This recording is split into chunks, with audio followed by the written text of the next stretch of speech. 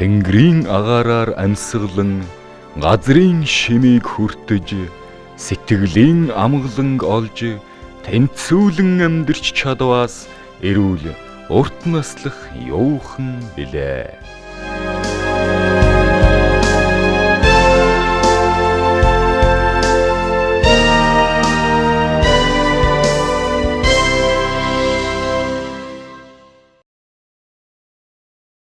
Сайн байцгаана уу эрхэм мөндөд үзэгчдээ. Урт наслах арга зам нийгэмлэг соён гэгэрүүлэгч телевизтэй хамтран иргэдийн эрүүл мэндийн боловсролыг дэмжих зорилготойгоор эрүүл амьдрах ухаан цуврал нэвтрүүлгийг хийж байгаа билээ. Өнөөдрийн манай хүндтэй зочноор Монгол улсын хөдөлмөрийн баатар, ардын эмч, шинжлэх ухааны доктор, профессор, мэдрэлийн мэс заслын их эмч, улсын 3 дугаар төв эмнэлгийн мэдрэлийн зөвлөх эмч Хайруулга оролцож байна. Өнөөдрийн бид хоёрын ярилцах сэдв маань Монгол орнд хамгийн түгээмэл тохиолддог яс үе мөчний өвчин буюу остеохондроз өвчин. Тэр тусмаа яс ургалтын талаар дэлгэрэнгүй ярилцах болно. Яс ургалтын өвчин, остеохондроз, тийм ээ, яс үе мөчний өвчин монголчуудын дунд түгээмэл тархалттай байна гэж ярьж байна. Энэ өвчин яагаад монголчуудын дунд тархалт өндөртэй байдгийг, энэ өвчин үүсэх шалтгаан юу байдгийг, тийм ээ? Энэ өвчний талаарх ерөнхий ойлголтыг эхлээд үзэгчтэй өгье. Бид нар остеохондроз өвчний талаар ярихаасаа өмнө остеохондроз гэж хүм юу хэлээд байгаа юм бэ гэдгийг ойлгох хэрэгтэй юм. Осиум гэдэг чинь грекээр яс гэсэн үг юм. Хондрум гэдэг нь мөгөөрс гэсэн үг юм. Остеохондроз гэдэг нь мөгөөрс ясчиж түгээмэл байдалд оржээ гэсэн санаа юм л да. Тэгэхээр мөгөөрс ясчих остеохондроз өвчин хүмүүсийн дунд элбэг тохиолддгийн учир нь юутай холбоотой вэ гэвэл хүмүүсийн хийж байгаа ажил, хөдөлмөр, амьдралын хэвшил, хийж байгаа хөдөлгөөнүүд энэ бүхэнтэй холбоотой юм. Тэгэхээр остеохондрозыг зөв ойлгохын тулд хамгийн түрүүнд эрүүл биед саруу ухаан орсодог гэгчээр ямар байх ёстой юм бэ хүний бие?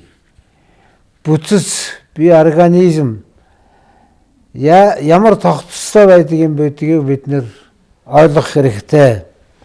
Би энэ чи ганц 2 зураг харуулъя.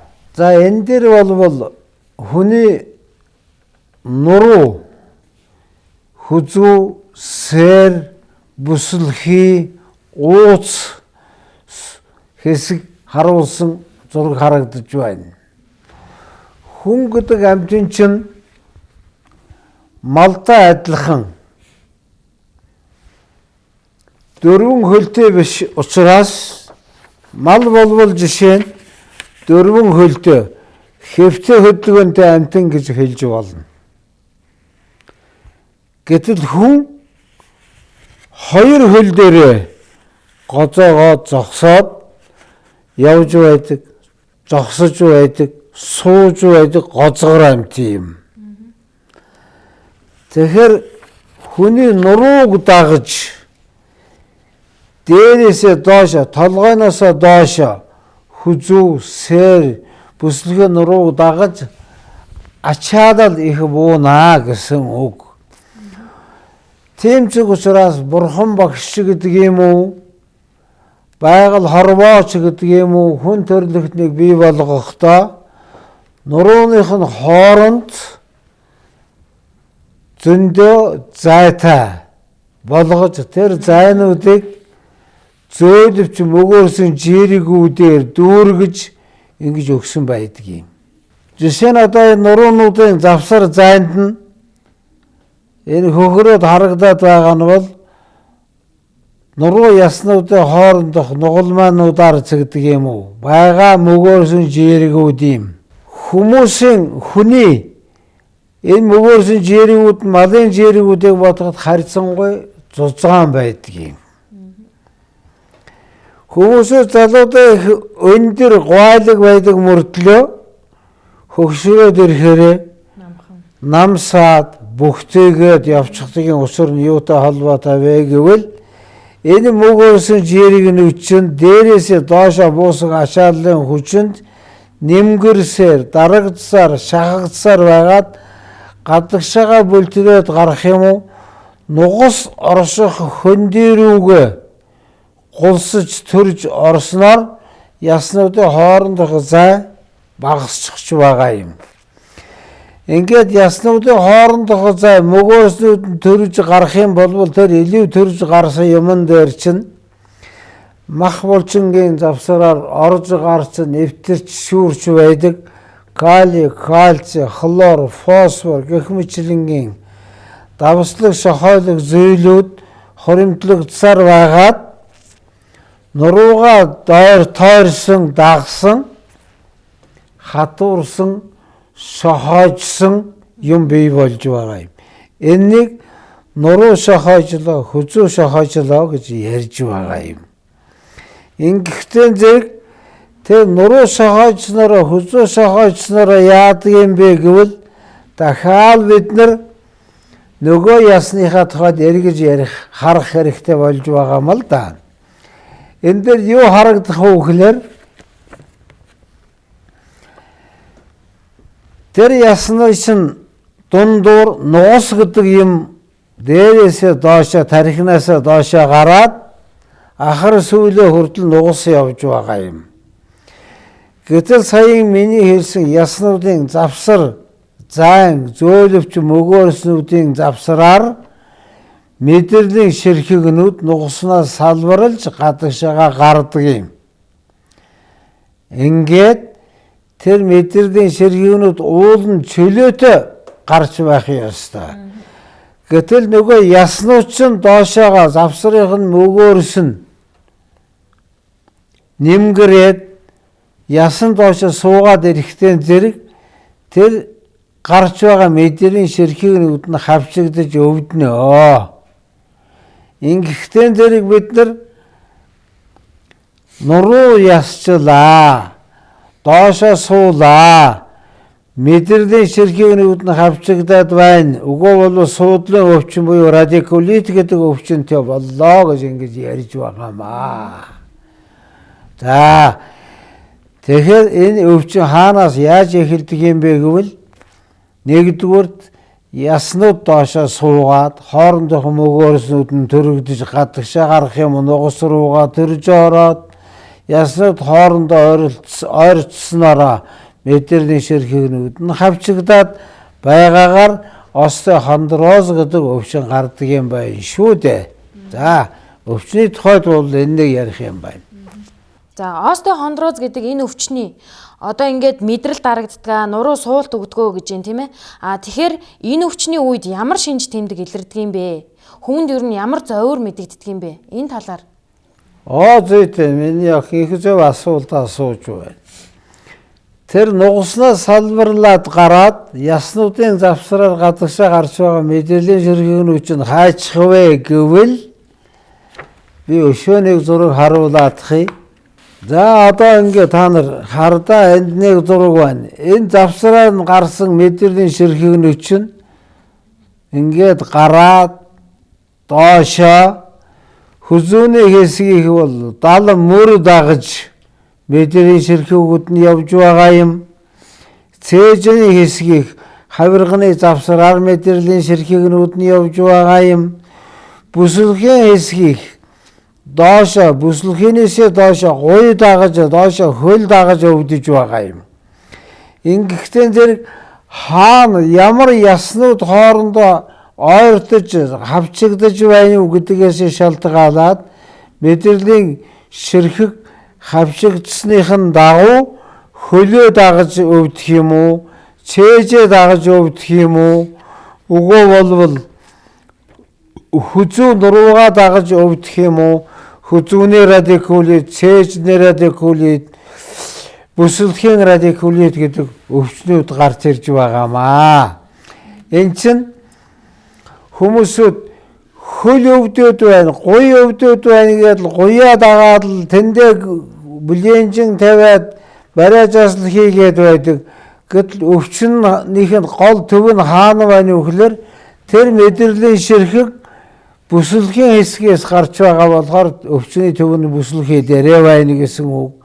Цээж өвдөд байхад өвчнөхийн төв нь хаана байна гэвэл цээжний хэсэгт байж таарах нь гарын хуруунууд юм уу боглого өвдөж байна гэж бодоход өвчний төв нь цээжний хэсэг цээр нуруунд байх жишээтэй байдаг байх нэ. Ингэхээр өвчний илэрх байдал нь бол төв дээрээсээ биш хаагуур мэдрэлийн ширхэг явж байна уу тэр дагуудаа өвдөдөг байх нь байна шүү дээ. Тийм л байгаа юм. За дараагийн асуулт. За энэ нурууны суулт остеохондроз гэдэг өвчин монголчуудын дунд их тохиолдож байна. Монголчуудад ер нь их тохиолдож байна гэж ярьж байна л да. Тэгэхээр энэ өвчин монголчуудын дунд яагаад их тохиолдож байна? Энэ өвчнийг үүсгэж байгаа шалтгаан нь юу юм? Тийм ээ? Ой их зөв байна миний охин. Энэ чинь би түрүүн хэллээ. Бурхан багш гэдэг юм уу, байгаль хорвооч гэдэг юм уу бид нарыг бий болгохдоо нурууны хооронд нэлээд зузаан дэртэй буюу жинтүүтэй бадуушгтай болгож өгсөн. Тэндээс мэдрэлийн ширхэгнүүд салбарлаад гардаг гэсэн. Гэтэл одоо хараад байхад 12 настай, 14 настай, 16 настай хүүхдүүд зах дээрээс айхтар хүнд юм өргөөд, чирээд, үүрээд явж байна шүү дээ. Тэгэхэрс нөгөө мөн нурууны өвчин доошоогоо сууна, шахагдана, мэдрэлийн ширхэг дарагдана. Энэ бол хүүхдүүдийн насанд хүрээгүй хүүхдүүдийн хувьд гарч байгаа зүйл. Гэтэл албан хонтоор сууж байгаа хүмүүсүүд байнга суусаар байтал толгой гэдгсэндээ 5 кг хагас жинтэй юм чинь хүзүүгээ дараа толгой хүзүү цээжин би нэмэгдсээр байгаад 20-30 кг жингээр бүсэлхий дээрээс дараад бүсэлхийн нуруунуудын нугламуудын завсар мөгөөрсөнд шахагдаад цалчийлэл дарагдаж байгаа юм. Гэтэл барилга дээр ажилладаг хүмүүсүүд грушиг ачаа зөөдөг хүмүүсүүд жолооч нар компьютерын ард суудаг нягтлан бодох санхүүгийн ажилтнууд эдгээр чинь хөдөлгөөн муутай булчингаа сунгах дасгал хийдэггүй болохоор нөгөө нуруучин доошоо суусаар байгаад завсар зайн ойрцсаар байгаад мэдрэлийн ширхэг хавчигдсаар байгаад тэгээд нөгөө остеохондроз гэдэг өвчнөд баригдаж байгаагийн гол шалтгаанууд нь ийм л юм да. За тэгвэл остеохондроз өвчнийг ер нь яаж эмчилдэг юм бэ? Эмчилгээний асуудал ер нь Монголд ямар түвшиндээ байна вэ? Энэ талаар. Тэгэхээр одоо би сая хэллээ. Гол өвчин юутай холбоотой вэ гэвэл саяын нурууны яснууд хоорондоо ойртоод завсараас нь гарч байгаа мэдрэлийн ширхэг шахагдаад энэсээ болж өвчин хөдөлж байгаа гэж. Тэгэхээр тэр мэдрэлийн ширхгийг хавчилганаас гаргачихвал өвчин байхгүй болно. Тэрнийг яаж гаргах вэ? Тэр нурууны завсар зайгаар нь модон шаантдаг шаалтаа биш дээ. Тэрний чинь сунгах хоорондох зайг холдуулах хэрэгтэй байна. Тэрнийг холдуулнаа гэвэл яаж холдуулах вэ гэдэг асуудал аяндаа гарч ирнэ. Гэтэл хүний бие махбод чинь эргэн тойрон мах булчингаар хучаастай байдаг. Тэр булчингууд чинь ясан доошоо суухтан зэрэг ясаа бүргсэн булчингууд чинь нугараад орсоор ярил складкнууд үүсээд за монголоор ярих юм бол нухчаанууд үүсээд суучж байгаа юм. Тэр нухчаануудыг тэнэлгээд булчингаа дээш нь чангаагаад холдуулж чадвал сая тэр ясны хоорондох зайг холдуулж чаднаа л гэсэн үг. Ясны хоорондох зай холдвол завсард нь хавчигдаж байсан мөгөөр чөлөөлөгднө гэсэн үг. мөгөөрөс чөлөөлөгдвөл өвчин намд наа гэсэн үг. Тэр мөгөөрсийг сунгахын тулд яах ёстой?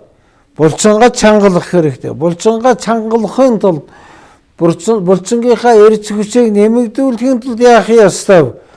Бүхийг гэдих баруун тишээ хазаах, зүүн тишээ хазаах миний одоо хэрэгжилж байгаа бүсэлхий сээр нуруу хүзүүний 60 тоо дасгалууд гэж дасгалууд бий.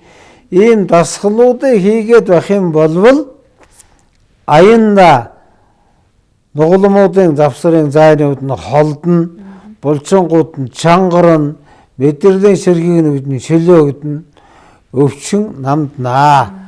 Гол эмчилгээ энэ. Гэтэл манайхан яаж байна вэ гэхээр шарлах хийнэ. Эмнэлэг дээр очиж татлага хийж сунгуулнаа. Зүү тавиулнаа. За тэгээд одоо шавар туяа шарлага эмээ тэмээ янз бүрийн юм хийндээ зүү тавил гэх мэтлэн энэ бүхэн чинь тэр зүрийн 7 хоногийн 10 хоног 15 хоногийн үрдэн өгч байгаа болохоос биш нэгэнтээ ойртчихсан ясны хоорондох зайг холдуулж чадахгүй болвол тэр өвчнөөс салж чадахгүй байгаа юм. Хэсхэн зур гайгүй болоо сэтгэлээ хуураад ингээл гараад явж байгаа. Хэрвээ өвчнөө туусахаас эмчилж байя, өвчнгөө байя гэвэл миний саяхан хэлснээр баруун тишээ, зүүн тишээ, урагшаа, хойшоо, эргэн тойрондоо хийх 60 тоо дасгалаа байнга хийгээд булчингаа эрчимжүүлж сунгаж чадвал ясны хоорондох зайгаа холдуулж чадвал тэгээд гам барина гэж нэг юм бий. Гам барих гэдэг чинь одоо сунгуулж өндөр болгочихлоо гэхэд бодлоо миний охин. Дараагаар нь 2% ус бариад явбал юу болох вэ? Нөгөө өндөлгээд авсан юм чинь буцаад доошоо суучих юм шиг. Тэгтэн дээр хөндөм өргөж болохгүй.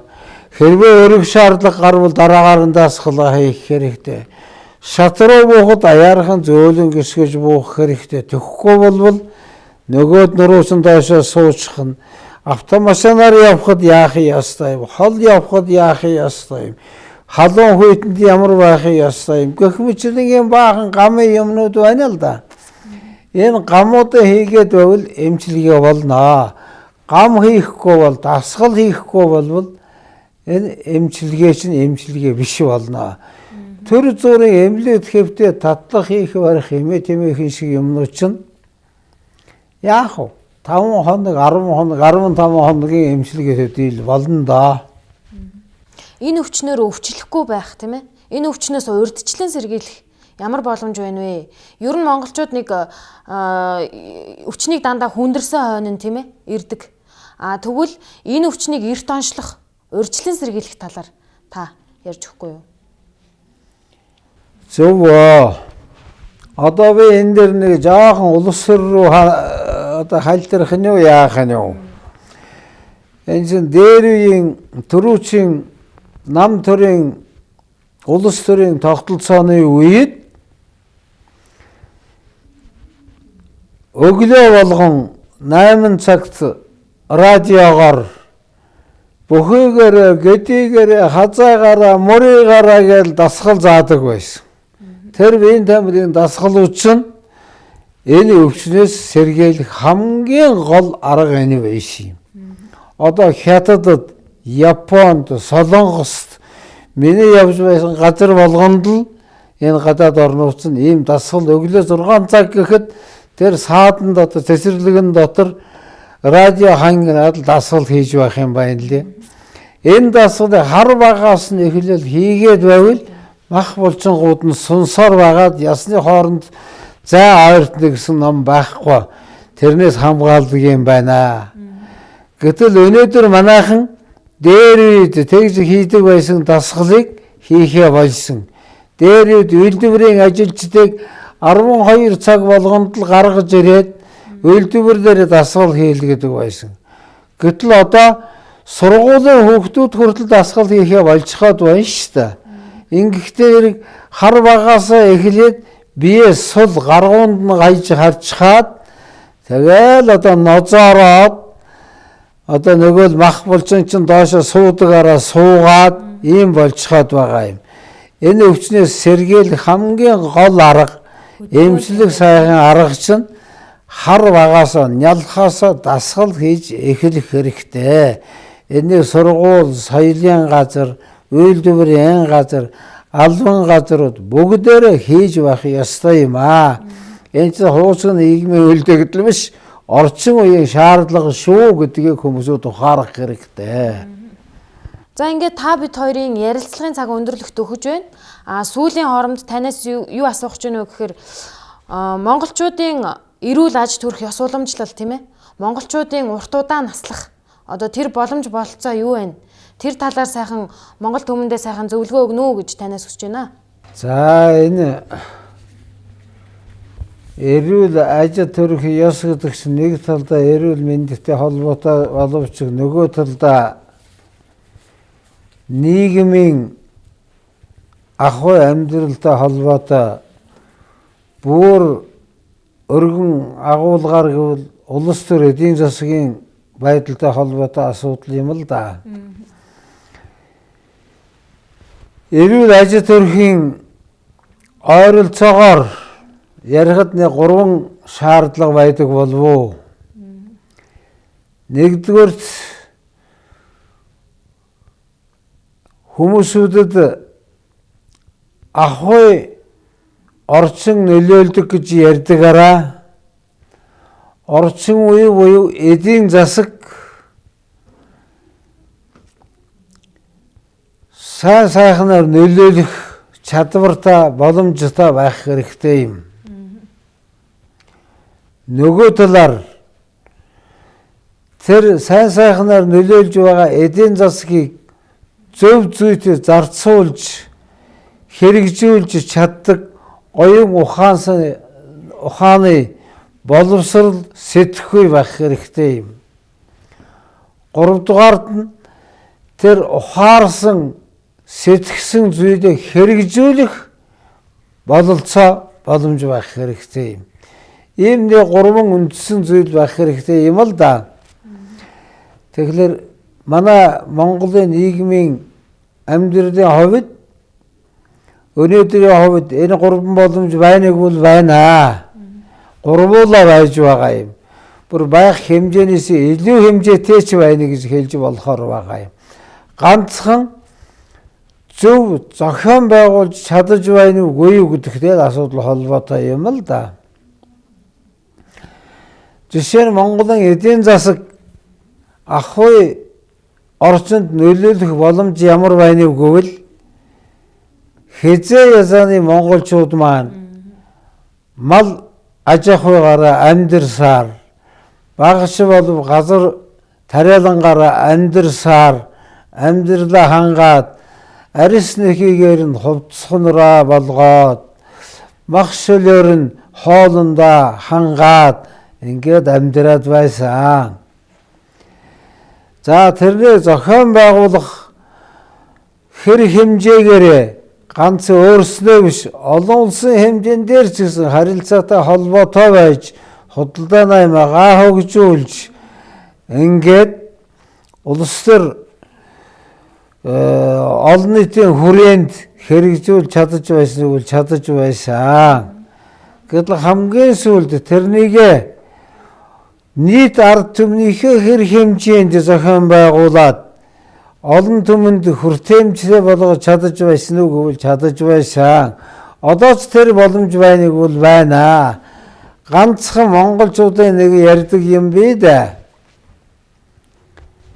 Дээдүүл нь суудлаа олохгүй бол доодуул нь гүйдлээ олохгүй гэж.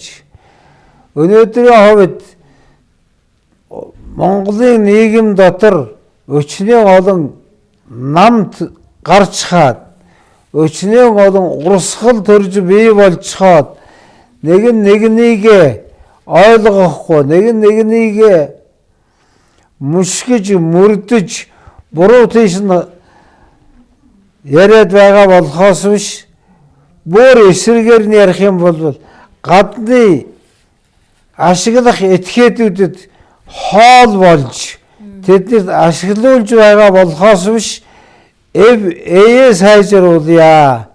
Амьдрах боломжоо хамтраад хамтын хүчээр бий болгоё гэдэг бодол муу байгаа учраас байгаа баялаг ашиглаж чадахгүй, байгаа боломжоо ашиглаж чадахгүй ингэж байгаа. Тэгээд ядуучууд олонтой, архичууд олонтой, сэтгэл санааны хувьд хямралтай хүн олонтой болцоход байгаа учраас бид нар ахуйн нөхцөлийн хувьд нэлээд ядруу хэвийн хэмжээнд амьдарч чадахгүй байгаа тал байна л да. Энэ дээр болвол би ямар төрийн зөвшөөрлтөн хүн биш. Тэгэхдээ төр засгийн зөвшөөрлтөнгүүд энэ талаар одоогоос 100 жилийн өмнө буюу Манж хятадын дарлалд байсан үетэй харьцуулаад үзэхэд тэр үед монголчууд яагаад Манж хятадын дарлалд орчих вэ гэхдээ зэрэг хэдэн ноёдууд, хэдэн нөлөөтэй хүмүүсүүд хоорондоо муудалцаар байгаад эв түнжингээ алдсаар байгаад харийн этгээдүүдэд зууш болсон шүү дээ.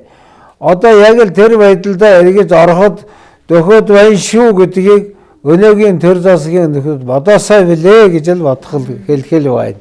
За бидний урилгыг хүлээн авч монголчуудын эрүүл аж төрөх ёс уламжлал, монголчуудын эрүүл мэндийн төлөө үнэтэй сайхан зөвлөгөө өгч, монголчуудын дунд зөнхлөн тохиолддог оостой хондроо зөвчний талаар мэдээлэл өгсөн танд баярлалаа.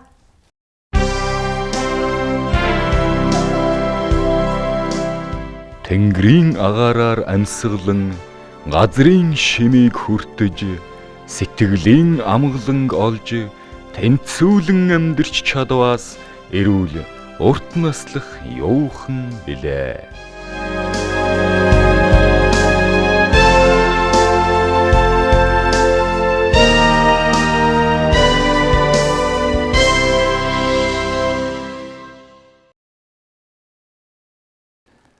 За эрхэм хүндэт үзэгч та бүхэндээ Монгол улсын хөдөлмөрийн баатар Ардын эмч Хайруулаа эмчийн зөвлөсөн хөдөлгөөний хомсдол ясны өвчнөөс урьдчилан сэргийлэх 60 тоо дасгалыг зааж үзүүлье. За эхний дасгалыг бүгдээрээ хийцгээе.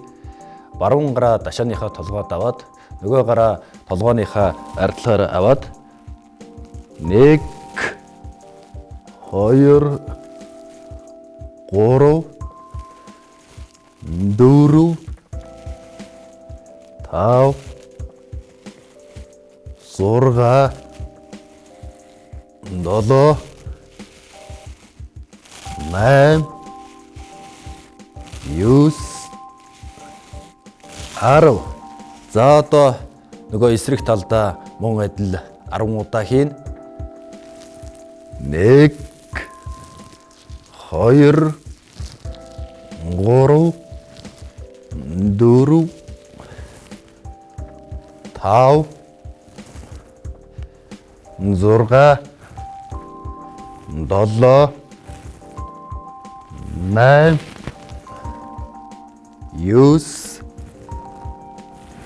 10. За энэхүү дасгалыг өдөрт 6 цагийн зайтайгаар 3-аас дээш удаа хийхэд хөдөлгөөний хомсдол ясны өвчнөөс урьдчилан сэргийлэх бүрэн боломжтой. За дараагийн дасгалаа эхэлцгээе. Мөн хөлдөө мөрний хэмжээтэй за авсан чигээрээ гараа 2 гараа дашааныхаа толгойд аваад урагшаага 1 2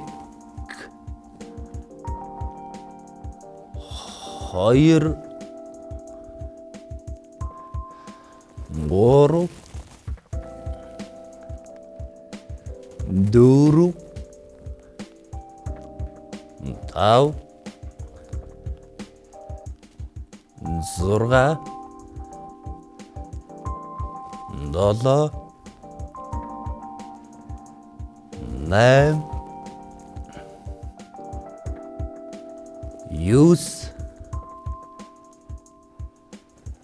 10. За энэхүү дасгалыг хийхдээ урагшаага бүхийхдээ хөлөө дахимаараа нуглахгүй ихц байдалтайгаар хийнэ. За одоо мөн дараагийн дасгалаа заацгаая. Энэ байрлал дээр гараа хойш нь аваад хойшоогоо 1 2 3 4 5 6 7 8 9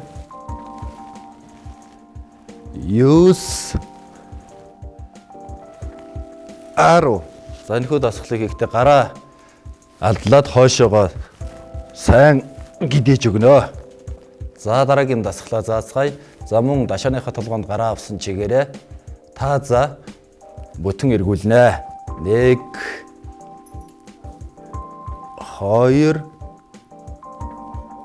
3 4 5 6 7 8 9 10. За одоо эсрэг тийшээгээ мөн 10 удаа дасглаа хийнэ. 1 2 3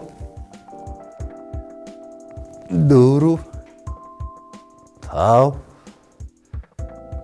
6 7 8 9 10. За ингээд үзэгч та бүхэндээ Монгол улсын хөдөлмөрийн баатар Ардын эмч Хайруулаа багшийн зөвлөснөөр хөдөлгөөний хомсдол ясны өвчнөөс урьдчилан сэргийлэх 60 тоод дасгалыг хийлээ. За дасгал маань бол аль ч орчинд хийгээд байх бүрэн боломжтой юм энгийн дасгал байгаа. Энэхүү дасгалаа өдөрт 6 цагийн зайтайгаар 3-аас дээш удаа хийхэд хөдөлгөөний хомсдол ясны өвчнөөс урьдчилан сэргийлэх боломжтой гэдгийг давтан хэлье.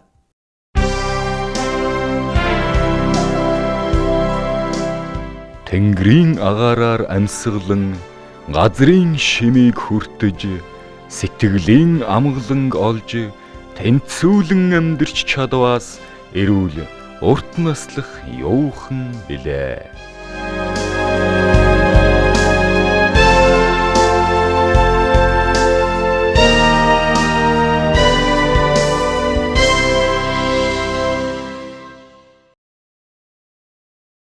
За, Хайруул багшийн ярьсан үе мөчний өвчний талаарх дутуу хэсгийг залгаж зөнгөлөн тохиолдох яс үе мөчний өвчнийг ярих болно. За тэгэхээр Хайруул багш маань остеохондроз буюу нурууны, хүзүүний, яс ургалт, шохойжилтын талаар ярьсан бол за өвдөгний үеийн архаг өрөвсөл сэдвээр тайлбар өгөх болно. За тэгэхээр өвдөгний үеийн архаг өрөвсөл өвдөгний өвчин гэхлээр манай Монгол оронд их өргөн цар хүрээнд байдаг өвчин шаналгаа ихтэй. За цаашилбал одоо явц суухад одоо бэрхшээл учруулдаг ийм одоо өвчин юм аа. За тэгэхээр энэ өвчний тойм буюу өвчин үүсэх шалтгаан нөхцөлийн талаар одоо авч үзэх болно. За тэгэхээр энэ өвчний үүсэх шалтгааны хувьд бол нэг үндсэн 5-6 зүйлийн үндсэн шалтгаан байдаг. Нэг дугаард одоо өрөвслийн шалтгаан, биеийн жингийн шалтгаан, за тэгвэл хүйс, нас, гэмтэл, за тэгвэл одоо шимт хичээлийн талын гэсэн ийм нэг одоо 5-6 зүйл бол энэ өвчний үүсгэх ер нь үндсэн шалтгаан болдго юм аа. За өрөвслийн шалтгаан гэхлээр Монгол орны маань одоо эрсдэс уур амьсгал, амьдралын нөхцөл байдал зэрэгээс шалтгаалж архаг буюу хурц одоо өрөвслийн хэлбэртэй үе мөчний өвчин нэлээд тохиолддог. Жишээлбэл үе хоорондын одоо эдет өрөвсөл, за тэгвэл одоо ангины гаралтай үе мөчний өвчин, за мөн одоо полиартрит буюу системийн чанартай үе мөчний өвчин, өөрөөр хэлбэл тулай хэрэг өвчнүүд бол зөнгөлд юм аа. За тэгэхээр хамгийн эдгээр дотор түгээмэл нь бол ер нь тулай. Ревматоидны полиартритчуд. За энэ өвчин. За дараа нь бол нөгөө хэрэг чанартай уемчний өвчин буюу ангины гаралтай уемчний өвчин гэж монголчууд маань ярьж татсан байдаг. За тэгэхээр энэ ангины гаралтай уемчний өвчнийг үүсгэх одоо стафилококк болон стрептококк гэсэн хоёр одоо үндсэн өрөвсөл үүсгэгч нян байдаг. Энэ маань бол одоо биеийн дотор буюу цусан дотор их удаан амьдрах чадвартай, эм танд бол амархан дисфертэй чанартай болдог. Тийм учраас бол одоо манай Монголд хэрэглэдэг антибиотикууд бол бараг одоо энэ төрлийн одоо нянг устгах гэд их одоо дисфер чанартай болсон учраас заавал эм солихгүй бол амархан идэхгүй тал нь бол энд байдгийн. За тэгэхээр өвдөгний өрөвслийг юм уу ерөнхий одоо энэ уемчний өрөвслийн гаралтай өвчний гол одоо шалтгаан бол саяхан хэлсэн ангины гаралтай уемчний өрөвслийн шалтгаан байгаа. За нөгөө нэг нь бол одоо тулай өвчнийг үүсгэх, өөрөөр хэлбэл дархлаа буюу системийн хямралаас болсон энэ одоо өвчин үүсгэх өрөвслийн шалтгаан байдгийм аа. За гэмтэл мөн одоо эдет өрөвслийн одоо нян энтрээс болох бас бий. За хоёр дахь одоо уемчний өвчний гол шалтгаан бол шимт хижээлийн асуудал яригдан. За шимт хижээл ихлээр юм бол энэ ясны өвчин тийм ээ. Ерөнхийдөө өвдөг гэхээс илүүтэй бүх төрлийн энэ ясны өвчинд бол энэ шимт хижээлийн шалтгаан бас нэг зөнгөлөх шалтгаан юм. За тэгэхээр юм бол яс маань бол ерөөсөн кальц, магний, фосфор тийм ээ. За D витамин зэрэг одоо ерөнхий хэдэн одоо эрдэс бодисоор гол болж бүтдэг. За эдгээрийн маань одоо бодисын солилцоо өөрчлөгдөх, за мөн одоо тэнцвэрт байдал алдагдах, энэ шингэж явах чадвар нь муутах зэрэгээс шалтгаалж энэ одоо шимт хижээлийн гаралтай уемчний өвчин үүсдэг. За тиймээс одоо ясны кальц, магний, фосфор, D витамины одоо дутагдал, илүүдэл, хямрал бол ясны өвчин, ялангуяа өвдөгний архаг өрөвсөл үүсгэх, яс ургах сэргжлийн гол нэг шалтгаан гэж ойлгож болно. Энэ шалтгаан дээр хүмүүс маань сайн анхаарах хэрэгтэй. Өвчнийг эмчилгэж шалтгааныг эмчилдэг тийм ээ. Өвчнийг сэргийлэхэд тэр шалтгааныг мэдээд авбал тэрнээс өөрийгөө хамгаалж ивэл энэ төрлийн өвчнөөс одоо өөрийгөө хамгаалах, сэргийлэх гол арга юм шүү. Ийм учраас энэ өвчний шалтгаан ярьж яхад их анхаарлаа хандуулах нь зүйтэй юм аа. За 3 дахь шалтгаан бол одоо хүйс тийм ээ. Хүйс. За тэгэхээр эмхтэй цууд маань энэ өвдөгний үеийн архаг өрөвсөл ясны сэргижил өвчинд бол харьцангуй одоо эрэгтэй хүнэн бодвол харьцангуй илүү 10 муу 15% ч юм уу илүү нэрвэгдэх тал бий. За ялангуяа одоо дунд наснаас хойш эмэгтэй цууд тийм ээ. Дунд наснаас хойш бол эмэгтэй цуудын одоо биологийн нь одоо онцлог буюу хувирамжаас болж бол эмэгтэй цуудын тэр даавар гормонууд адилуус хэмжээний өөрчлөлтүүд орно. Жишээлбэл эм гормон, жирэмсгэж гормон, шар биеийн гормон гэдэг юм уу тэр болон дааврууд тийм боловсролт муутахыг дагалдан ясны одоо бодисын солилцооны төвшөнд буюу ясны солилцооны төвшөнд бас өөрчилж орж идэг. Тийм учраас яс сэргийгдэх, яс ургах, яс уемчний өвчинд илүү нэрвэгдэх тал байд юм аа. За нөгөө нэг шалтгаан бол одоо насжилын шалтгаан гэж ярьж байна. За тэгэхээр насжилын шалтгаан бол энэ ялангуяа одоо энэ уемчний өвчний гол шалтгааны нэг юм. За тэгэхээр юм бол дунд наснаас хойш хүмүүс маань бол харьцангуй энэ талын одоо өвчинд илүү нэрвэж байгаа гол шалтгаан бол насжилын шалтгаан байгаа. За тэгэхээр юм бол дунд наснаас хойш бол саяхан хэлсэн тэр хүмүүсийн тэр бодисын солилцоо буюу хоол унднаас тэр шимт хижээлэн авах боломж нь жоохон багасдаг. За мөн одоо нас жилийн дагалдаж бол хүний биеийн жин жоохон ихсдэг. За энэ дахиад нэг нь бол нас жилийн дагалдаж бол хүмүүс хүүхэд чиг тэр нэг одоо сайхан хөдлөнг чанар, хөдөлгөөнгөө чанар, одоо уян хатан чанар багасдаг. За энэс болоод бол нас жил нэмэгдэхийн дагалдаж энэ яс ургалтын өвчин, үений архаг өрөвсөл бол үүсдэг юм аа. За тэгвэл дараа нь жингийн тал байна. Жин ихсэх тусам бол ерөөсөн энэ уемчний өвчин буюу ялангуяа өвдөгний архаг өрөвсөл бол ихсэн. Яагаад юм гэхээр юм бол өвдөгний үе маань бол ерөөсөн өөрөө бол хамгийн одоо хүнд даацын жин юм аа. Хамгийн хүнд даацын цорын ганц үе юм. Жишээлбэл одоо хүн 70 наслан уу 80 наслан уу ерөөсөө энэ бүхэл биеийн хүндий чинь өвдөг үрж явж яадаг. За энэ дээр одоо биеийн жин чинь 10 кг ч юм уу 20 кг ч юм уу нэмэгдэчихвэл одоо тэр илүүдэл ачааллыг чинь бас энэ өвдөг үрж явнаа. Дуртайч эс дуртайч үүрж явдаг. Ийм учраас бол энэ жингийн нэмэгдэл бол ер нь одоо уймчны өвчин тэр тутман өвдөгний архаг өрөвсөлд бол гарцаагүй их одоо нөлөөлд юм аа гэж хэлэх байна. За тэгэхээр энэ дээр үл энэ өвдөгний бүтэц гарч ирж байна, тийм ээ. За тэгэхээр энэ өвдөгний жиргэвч, тийм ээ. Жиргэвч гарч ирж байна. За тэр үений хоорондох тэрний цэнхэрнүүлж шингэн гарч ирж байна. Үений шингэн. За тэгвэл үе хооронд бол тодорхой хэмжээний зайтай байх ёстой. За тэгвэл өвдөгний тэр шингэнийг агуулах өвдөгний үеийн уутанцар гарч ирж байна.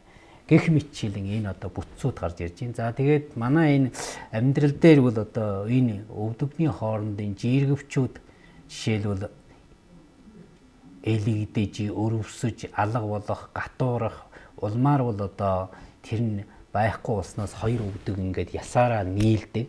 За нийлэх үрэлтийн хүсэнд бол яс ургадаг.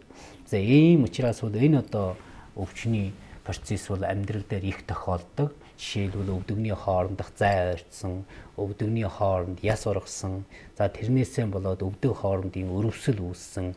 Мөн өвдөгний тэр бүтцүүд одоо тэр маха шүрвэс зөөлөнгээд цавуулга мөөрслөг гэдэг тэр өрөвсөх өвдөг хоорны зөөлөн эдийн өрөвсөл гэж их үүсдэг. Энээс болоод хавдан, хөдөлгөөн муутна, өвдөгний хоёр дотор талд өвдөн. За улмаар доошоо энэ өвдөгний булчин шилвний булчин чинэрж өвдөн, хонгондоо бөө юм орчихсон шиг юм түнтээж гарна. Уян хадны чанар муутна, явж сууж чадахгүй буюу одоо хүч эрдэн за бүр доголон ийм процессууд гардаг юм аа. За тэгэхээр тэр энэ бол одоо өвдөгний тэр зайтай байгаа нь үл эрүүл өвдөг. Зайгүй болсон нь бол одоо тэр жиргэвч нь алга болоод юу яасан байна. Яс ургаад нийлцсэн байна. За улмаар ийшээ үзүүр гарч байгаа нь бол яс ургалтын процесс юм аа. За энэ мөн одоо саяын тэр яс ургалтыг ярьж байна. За ингээхээр юм бол өвдөгний үеинд маань ингээд яс ургалаараа бол хэлбэр төрсөн өөрчлөлт гарна. Хавдан, өрөвсөн, өвдөн, хуйтай оргино. За мөн энэ дээр бол одоо ясны сэрэгжил нэлээд өндөр хэмжээнд төрсөөр энэ яс ингэж идэгдэж сэрэгжиж ийм байдалд хүрнэ. За тэгээ тэр булуу хоорондын тэр анатомийн тэр амархан хугардаг газар сэрэгчлэр тэргээрийн настай хөгшцүүд бол амархан хугарна. За тэгвэл энэ төрлийн өвдний сэргийлэн эмчлэх талаар тийм ээ. Сэргийлэн эмчлэх талаар бол саяын тэр хэлсэн шалтгаан нөхцлүүдэд дээр бол их анхаарах хэрэгтэй. За мөн шалтгааны хувьд бол даарах, хөрөх, жинчигийн талыг бас нөхөд хэлэх шаардлагатай байгаа юм. Энэ өвдөгний үе маань бол ер нь одоо цусан эргэлтээс нэлээд хол, зүрх судаснасаа нэлээд хол, ер нь улсаар бодвол хил хязгаар талуудаа шүүд энэ хөл маань. Тийм учраас бол цусаараа дамжаа, цусан хангамжаараа дамжаад тижээлийн тохиргоо мохоргоо эсрэг үүсгэх чадал энэ харьцангуй бас жоохон тааруу байж болно. За энэн дээр хүмүүс маань дааруулах, хөрөх, хүнд юм өргөх, хөдөлгөөний тэнцвэр алдах энэ төр нь бүх одоо өвдөгний архаг өрөвсөл, өвдөгний яс ургалтыг үүсгэдэг юм аа. За эмчилгээний хувьд бол ер нь уламжилтаа пицэг, сэргэн засаг гэсэн янз янзын одоо эмчилгээ байгаа. За тэгшээр пицгийн одоо янз бүрийн аппаратууд байна. Энэ бол одоо пицэг эмчилгээний аргууд. За мөн одоо улсын гадаад дотоодод бол энэ уймчны өвчнийг эмчлэх халуун аршаан гэж их байдаг. За энэ гадаадад бол энэ халуун аршааны бол маш өндөр технологиор бэлдэж боловсруулад бол ер нь энэ уймчны өвчнийг эмчлэх юм таатай дохтой нөхцөлийг бол бүрдүүлсэн байдаг. Монгол орн ч гэсэн одоо энэ замаар тэр олон сайхан аршаанаа ингэж хөгжүүлж ашиглах нь зүйтэй юм аа. За тэгвэл шавар эмчилгээ гэдэг бол уймчны өвчнөд нэлээд гайгүй гол эмчилгээний нэг. За тэр халуун шавар, хуйтын шавар, тухайн тэр шаврынхан одоо тэр бүтэц бүрэлдэхүүн химийн найрлагаасаа болоод арсны өвчин, үе мөчний өвчин, яс ургасан энэ төрд адил ус хэмжээгээр тавьдаг юм аа. За тэгвэл одоо энэ үе мөчний янз янзын аппарат байна. Эмтэй аппарат байна, эмгүү аппарат байна. Эмийн одоо шингээгээд эмийн хүчийг хэсэг газар одоо түргэн нэвтрүүлдэг аппаратууд байна. Энэ пицэг захилгаан эмчилгээний тал юм байна. За тэгвэл энэ шавруудад одоо эмийн хандаар зурах шавар байна. Буурцаг, шар бурцхны одоо найрлагатай шаврууд байна. Ер нь тэр тухайн одоо гисэг газрын өвчин өрөвслийг татах, гисэг газар тижээлөх, тэгвэл мөн гисэг газрын халуун хүйтний тэнцвүүлэх, яс ургалтын процессыг цогсоох гэсэн олон найрлагатай.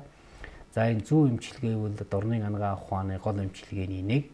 Ялангуяа одоо энэ үе мөчний өвчин, мэдрэлтэй холбоотой өвчин, за өрөвсөлтэй холбоотой өвчинд зүү өргөн цар хүрээнд дадлагтай, дуршлагтай эмчнэр тавьбал их үр дүн өгд юм аа.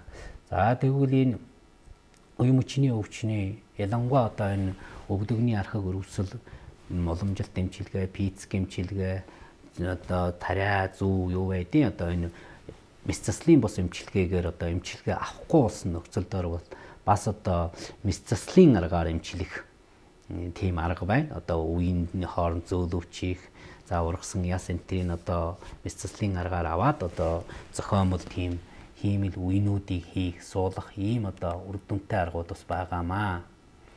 За тэгэхээр бүхэлдээ одоо энэ үе мөчний өвчин ялангуяа одоо өвдөгний архаг өрөвслийн хувьд авч хэлвэл ер нь бол оншилоход бол их айлбархан одоо эрентхэн зургууд байна.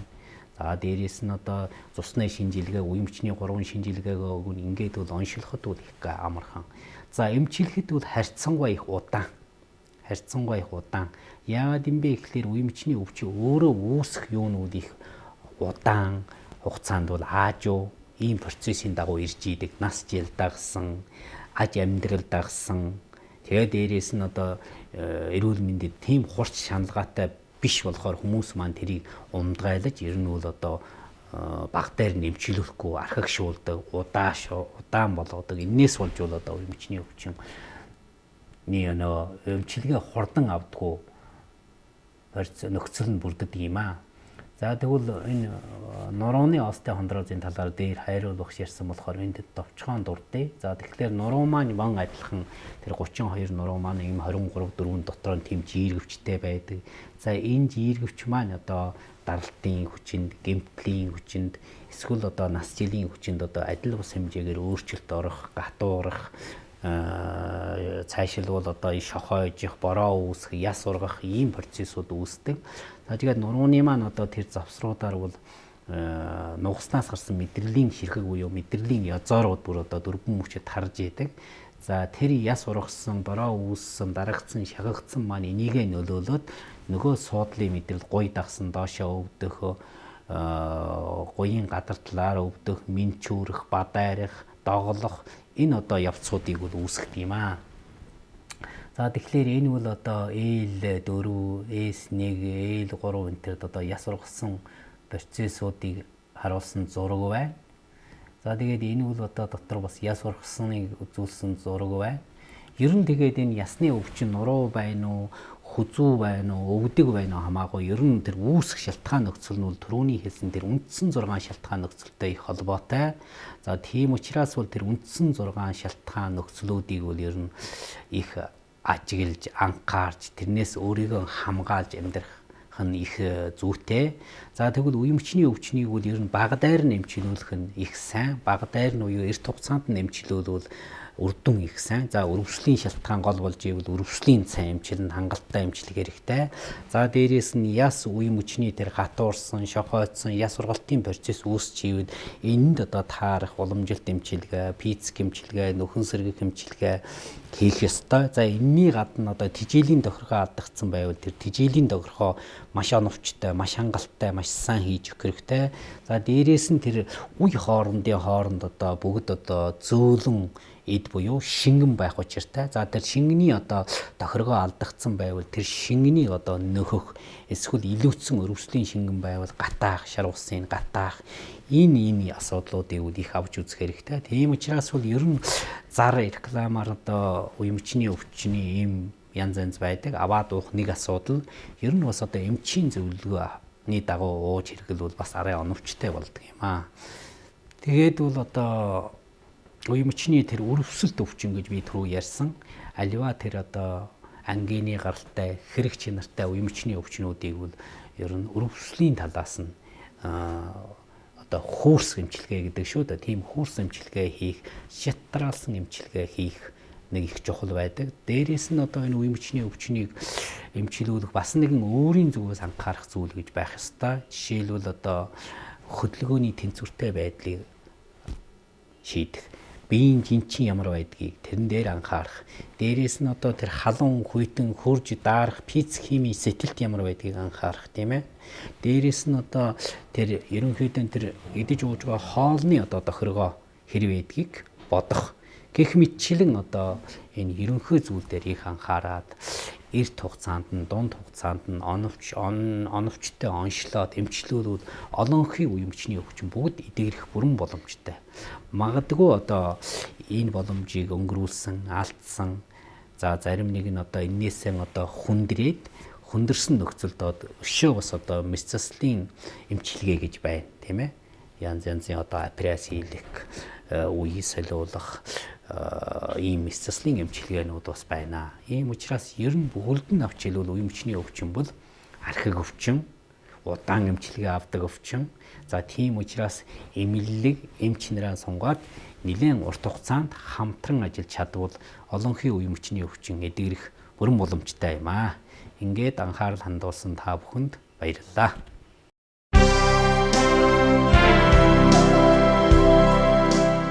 Тэнгэрийн агаараар амьсгалан газрын шимийг хүртэж сэтгэлийн амгаланг олж тэнцвүүлэн амьдарч чадваас эрүүл урт наслах юухан билээ.